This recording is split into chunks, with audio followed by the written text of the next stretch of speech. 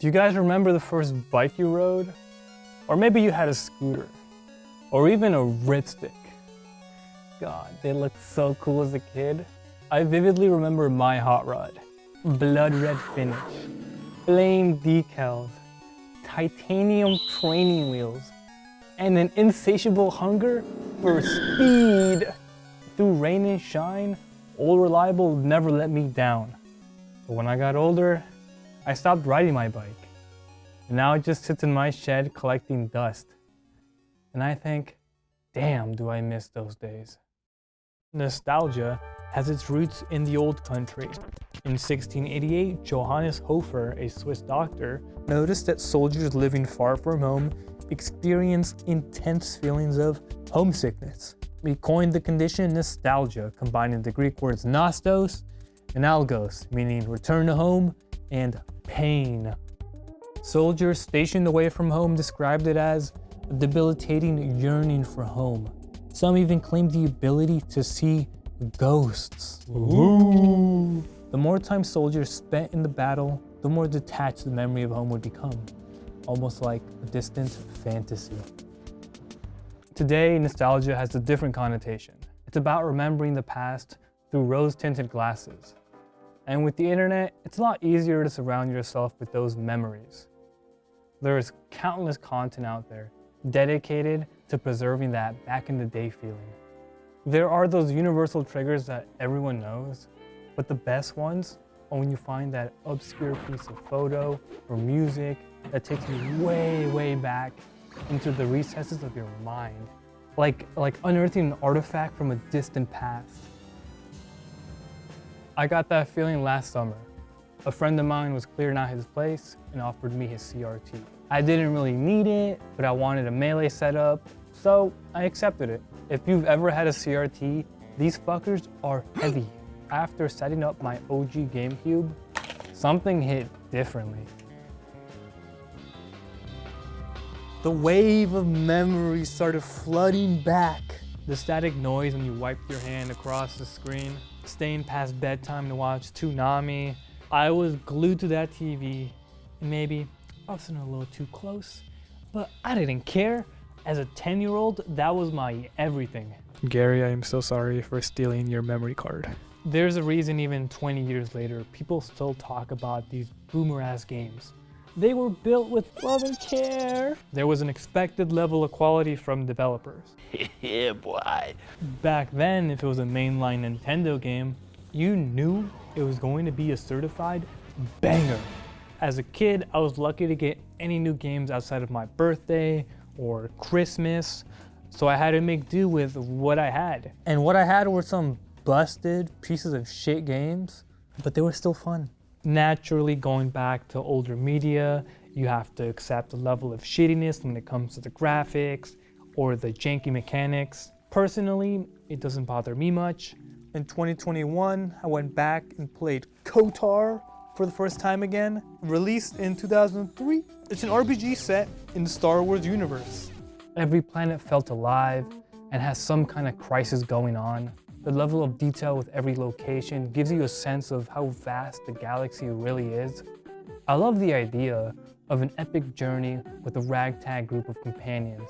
You can get some really interesting dialogue. These companions of yours, they will not be coming with you, I presume? My hearing's not so good. I'm just pleased my nice master doesn't beat me so much anymore. Yes, sir. And the main story is surrounded by stuff that's just as interesting. I was captivated by Canderous. He's aggressive, ambitious, and disciplined. A Mandalorian warrior who helped you escape Terrace. This guy is a fucking badass with a hunger for honor and battle. Canderous reveals he fought in the Mandalorian Wars, so he has plenty of war stories to share with you. An 80-kilometer plunge through the atmosphere, dodging and weaving, the outside of my armor glowing like the sun with the heat of re-entry. And with barely 30 meters to spare, I twisted and skimmed the surface, firing at the giant beam generators that were in my path. The explosion from that sent shock waves that leveled the entire complex around it. It was the moment of my life. I'll never forget those times. KOTOR stands out as one of the best written Star Wars stories. Hands down. Hands down. There wasn't a single dull moment exploring the worlds. My biggest gripe is the gameplay. The clunky movement, the poo-poo brain AI, and the combat system is janky as hell. Jedi powers are sick though. Micromanaging each character was not fun, and the game doesn't make a good effort to teach you the whole RPG system. I know it's based on D&D combat, blah, blah, blah, blah, blah. It's not good. It felt alien to me. It didn't feel intuitive, and I can't overlook it. I would think differently if I had grown up on KOTOR, or maybe played games of similar genre growing up. It's hard for me to recommend KOTOR to anyone in 2024, unless one, you're a huge Star Wars fan, or two, don't mind an outdated RPG system. With that being said, please don't kill me. I love KOTOR, one of my favorite Star Wars games, no competition. I find games from this era so interesting. It felt that developers cared more and were more willing to experiment, some ideas being better than others. Going through my old library, I rediscovered a game based on the 2004 cinematic masterpiece that would make even Scorsese cream his pants. The SpongeBob SquarePants movie game. As a kid, I rewatched this movie over a dozen times. I was there every time it reran on Nickelodeon. I had this sick ass blue flip phone, and every time the final Goofy Goober scene came on, I would run over, get my phone, put it up to my TV speaker, and record it. I was obsessed with SpongeBob. This was the one game that I couldn't bear trading into GameStop. The game just oozes the humor from the first few seasons of the show. It had all the cool moments from the movie, while having so many unique game modes to keep it fresh. Don't get me started on the soundtrack, like god damn! It's part platformer, collectathon, monkey ball-esque, Mario Sunshine combination. My favorite levels were the bathtub ones, where you would just bomb a hill, dodging obstacles. It was awesome. Booting up these unfinished levels 10 years later was a blast to play through. It's like the muscle memory in my hands instinctively took over. In my eyes, it's a near perfect game. But I know it's not. My judgment is clouded by all the fond memories of the paddy wagon and the Shell City levels that terrified the shit out of me. I find it difficult to look at it impartially like I can KOTOR, because I don't have that background with it. I'm so sad that Battlefield Bikini Bottom got a remake and the movie didn't. Please, just take my money! Remakes are generally easy investments for companies because the nostalgia behind it automatically propels it into the social discourse, whether it's deserved or not. The last 10 years has seen a massive influx of video game remakes. With the successful reboots of Resident Evil and Final Fantasy, I don't see it slowing down anytime soon. Look, even the most blatant cash grabs are worthwhile for companies. It goes beyond just the entertainment industry. All the mega corporations use nostalgic advertisements to attract people's hearts. No other brand personifies the feeling of nostalgia like Coca-Cola. In 1931, this guy was commissioned to design Coca-Cola's winter mascot, Santa Claus. The vibrant, warm colors and realistic approach painted a sense of comfort for Americans. The imagery is so iconic that it would remain as Coke's Christmas marketing centerpiece for the next 35 years. They used Santa Claus to push their Coke agenda. Props to the evil corporations, connecting their brand with the character that embodies joy and childhood innocence. Truly commendable by the marketing team. Yes, sir. I would love to blame the sea of sheeple that mindlessly consume nostalgia. But there's more to it than that. Including me, I'm guilty of it. Marketing studies show that nostalgia-themed ads are more likely to make the viewer feel more positively. Triggers like taste, smell, and sound can instantly transport us back to that moment. And all it takes is a little jingle.